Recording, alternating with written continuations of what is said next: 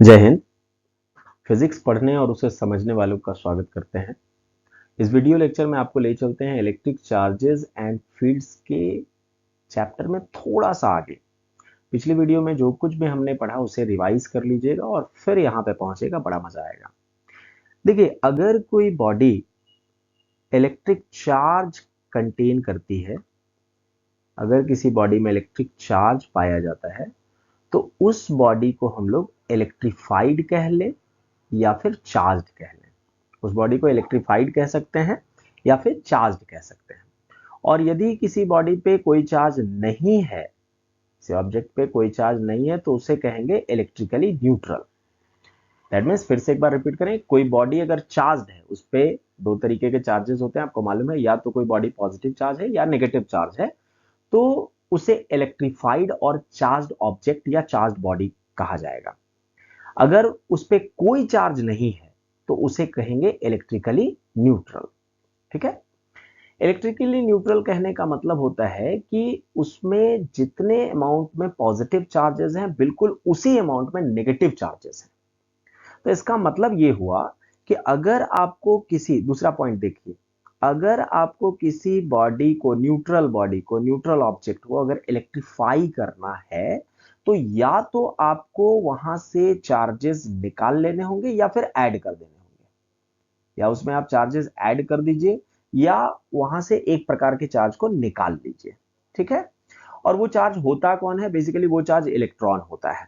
Electron negatively charge होता है, वही ट्रांसफर होता है एक बॉडी से दूसरी बॉडी में, बिकॉज वो लेस टाइटली बाउंड होता है। नंबर 3 पॉइंट्स आप देखेंगे, यहां पे लिखा हुआ है 3 नंबर पॉइंट में मैं आपको इंडिकेट कर रहा हूं, लेस टाइटली बाउंड।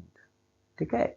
ऐसे इलेक्ट्रॉन्स जो अपने पेरेंट एटम के साथ बहुत लूजली बाउंड होते हैं, बहुत कमजोर तरीके से बंधे हुए होते हैं, वो इलेक्ट्रॉन्स ट्रांसफर हो जाते हैं।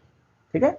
और इससे होता क्या है कि किसी बॉडी में या तो चार्ज अधिक हो जाता है या फिर कम हो जाता है, एक्सेस या फिर डेफिशिट, मतलब इलेक्ट्रॉन की बढ़ोतरी या फिर कमी हो जाती है। और ऐसे कमी या बढ़ोतरी होने से चार्जेस, कह सकते हैं बॉडीज चार्ज्ड हो जाती है। ठीक है। कैसी चार्ज होगी वो डिसाइड होगा यहां से। इस पॉइंट को आप देखेंगे जरा, यहां इस वाले सर्कल को आप पढ़ेंगे जरा। ठीक है। मैं यहां आपको लोकेट करने की कोशिश कर रहा हूं, जरा इरेज कर लूं इसको।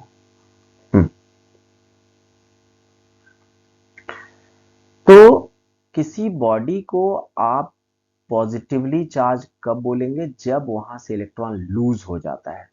इलेक्ट्रॉन अगर कोई बॉडी लूज कर देती है तो उसमें इलेक्ट्रॉन की कमी हो जाती है, मतलब नेगेटिव चार्ज की कमी हो जाती है।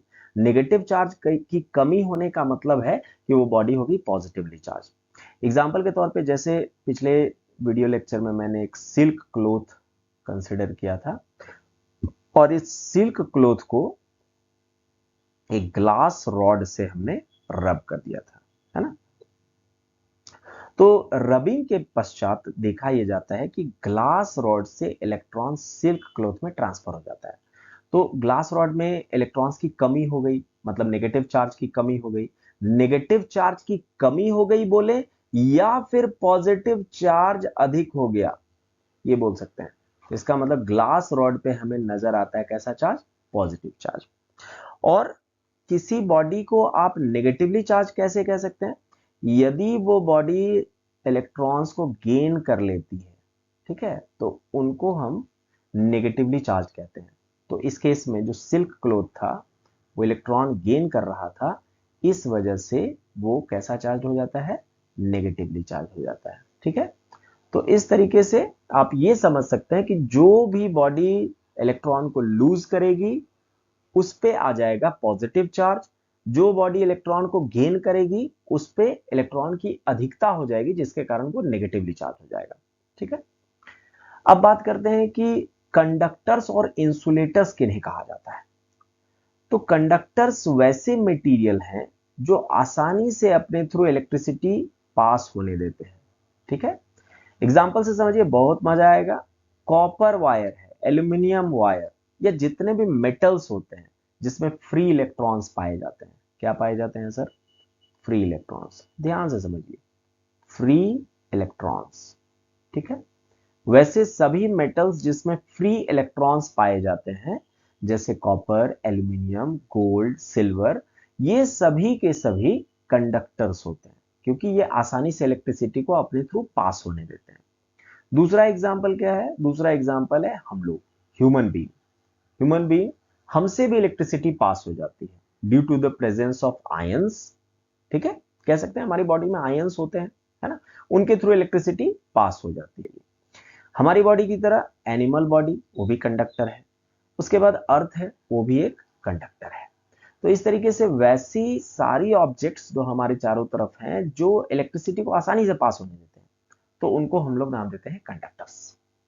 वहीं दूसरी तरफ अगर कोई ऑब्जेक्ट हाई रेजिस्टेंस ऑफर करता है, हाई रेजिस्टेंस ऑफर करता है to the passage of electricity, आसानी से इलेक्ट्रिसिटी को पास नहीं होने देता है, तो वैसे मटेरियल्स कहलाते हैं क्या? इंसुलेटर्स। उनको इंसुलेटर्स कहते हैं, है ना।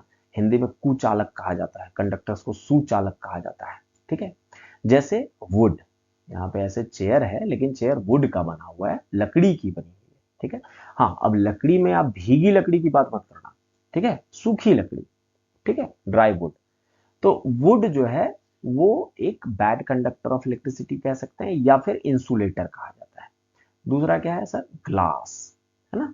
ग्लास जो है वो भी इंसुलेटर की तरह काम करता है। सिरामिक्स, चीनी मिट्टी के बर्तन आपने देखे होंगे, वो, पीवीसी पाइप्स, ठीक है, पीवीसी पाइप्स वो भी इंसुलेटर्स है। प्लास्टिक्स, वो भी इंसुलेटर्स हैं। ऐसे बहुत सारे एग्जांपल्स हैं इंसुलेटर्स के, ठीक है।